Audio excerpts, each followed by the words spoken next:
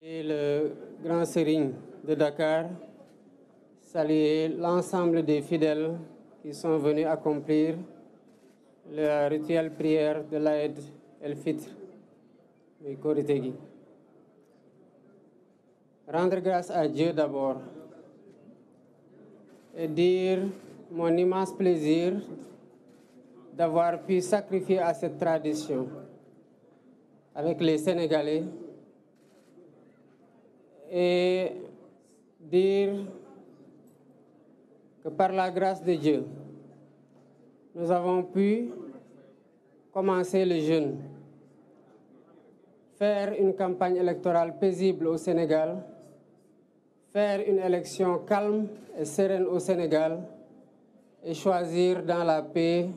le président de la République. Ce qui nous a valu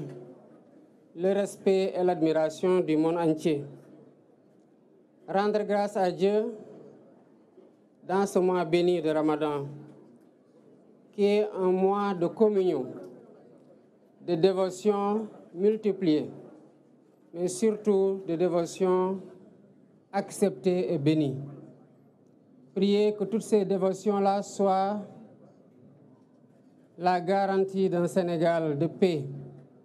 d'un Sénégal d'unité, d'un Sénégal de cohésion sociale. Dire le pardon que j'accorde à tout le monde et demander de chacun et de chacune le pardon. Et demander à Dieu, subhanahu wa ta'ala, de nous pardonner tous et d'accepter notre jeûne et nos dévotions durant ce mois béni. Le Ramadan est un mois de convivialité et de solidarité. L'imam Ratib l'a rappelé dans son serment, l'importance de la solidarité, l'importance de la générosité entre concitoyens et l'importance de la consolidation de notre précieux vivre ensemble à travers cette solidarité agissante entre musulmans, mais aussi entre musulmans et catholiques, et plus globalement entre musulmans et tous ceux qui ont une autre confession. Nous devons dire que le Sénégal est un pays qui est un et indivisible. Il est de notre responsabilité collective et de notre responsabilité individuelle d'entretenir ce vivre ensemble qui fait la stabilité de notre pays que le monde entier nous envie. Le Sénégal est un pays de grands hommes de Dieu, de grands hommes politiques. C'est un héritage sacré et c'est un héritage précieux que nous avons le devoir de perpétuer. Je voudrais, avant de terminer, rendre un hommage appuyé à tous ceux qui nous valent la satisfaction des titres que nos enfants remportent à l'échelle internationale dans les concours de récital du Coran.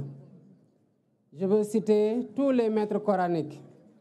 quelles que soient les conditions dans lesquelles ils enseignent le Coran. Je veux citer tous ces imams ratib, mais je veux surtout citer les grands hommes de Dieu, à savoir les khalifes généraux. Quelle que soit la confrérie, il reste qu'ils sont tous khalifes dans la confrérie musulmane et plus globalement dans la religion en voulant intégrer le clergé. Je voudrais saluer et rendre grâce à Dieu de leurs prières bénies qui sont le socle, le pilier fondamental qui tient ce pays-là et qui nous permet, quelles que soient les péripéties, quelles que soient les vicissitudes que nous traversons, et quel que soit le point auquel le pays a été secoué, de rester debout et de finir par fasciner le monde entier. Voilà ce que je voudrais transmettre comme mot, en priant pour eux, qu'Allah subhanahu wa ta'ala leur donne une longue vie, une santé de fer, et continue à les laisser nous guider, nous soutenir et nous tenir à travers leurs prières bénies. Assalamu alaikum wa rahmatullah. Amna solo gannaaw kon ba nga jullee ci grande mosquée de Dakar ban message nga bëgg yëkkati ci wàll wi.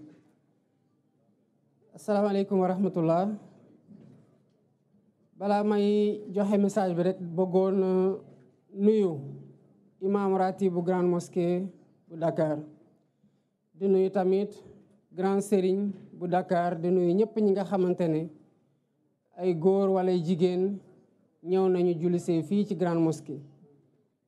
bu ma nuyoo imam grande mosquée de Dakar rek mel na ni nuyu naa imam yëpp ak fu ñu mënti nekk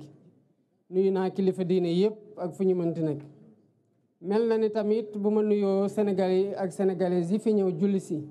mel na ni nuyu naa sénégalais yëpp jóg tey dem julli ji ak fu ñu mën di jullee ci biir Sénégal ak ci biir àdduna bi. di sant yàlla bu baax a baax a baax gannaaw bu ñu mayee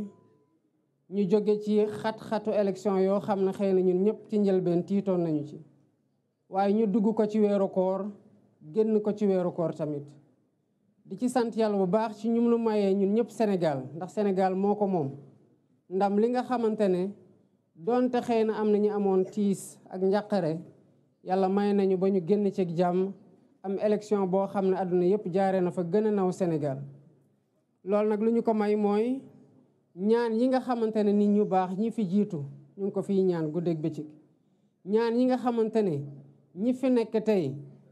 di naafila di yokk seen ñaan rawatina ci weeru koor gi di zikri di jàng ay xasida wala ñuy wasifa wala ñuy dem ci jàngo yi wala ci yeneen anam di ñaanal réew mi di ñaanal waa réew mi.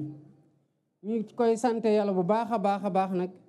gannaaw bi xat-xat yooyu tombeeg weer wi nga xamante ne weer la boo xamante ne yàlla def ci ful lépp loo xamante ne ñaan la te gaaw nangu ko lool. di ñaanal ñi nga xamante ne nag ñooñu ma tudd noonu muy kilifa diine yi kilifa aada yi muy sénégalais yeeg sénégalais yëpp ak fépp fuñ di nekk di ñaanal réew mi di jóg guddeeg bëccëg suba ngoon di ko def di leen sant ci ndax ñoom ñooy li téye réew mi ba nu ñuy jaaxle ñaan yooyu rek mooy li nga xamante ne moom la ñuy mën a expliquer luy tax Sénégal du tabbi ci guuta. waaye nag looloo tax tamit Sénégal ay nit ñu màgg ay nit ñu baax yàgg fee dund yàlla wàccee leen fi muy xéewal ci réew mi te ba fu ñu toll nii ñu nekk fi wéy di ñaanal réew mi ba réew mi alhamdulilahi rabil alamin am nañ loo xamante ne àdduna yëpp moo ñu ciy ñee bëggoon ko am te xëy na ñëpp amuñu ko. bëggoon tamit balaa may jóge ci kilifa diine kilifa aada yi ak ñëpp ñi nga xamante ne ñooy def loolu sant bu baax a baax nitu daara yi sant bu baax imam ratib yi ndax su ma tuddee imam ratib bu grande mosquée de Dakar mel na ne tudd naa imam ratib bu mosquée jàkka yëpp ci biir Sénégal ak jumaa yëpp ci biir Sénégal. waaye dafa am loo xamante ne ndam la ci ñun que doomu Sénégal yi yàgg di jóge fii dem jongante ji tarigi alxuraan indi ay raaya te loolu ñoom lañ koy sante quel que soit nag jafe-jafe yi nga xamante ne ñu ngi koy am ci bu ñu dee jàngale alxuraan di ko def ci ay nit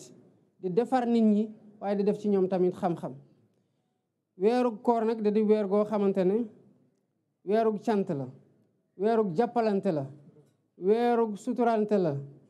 te sénégalais yàgg nañ ci jàppalante yàgg nañ ci suturalante te jàppalante googu la imam doon wax sànq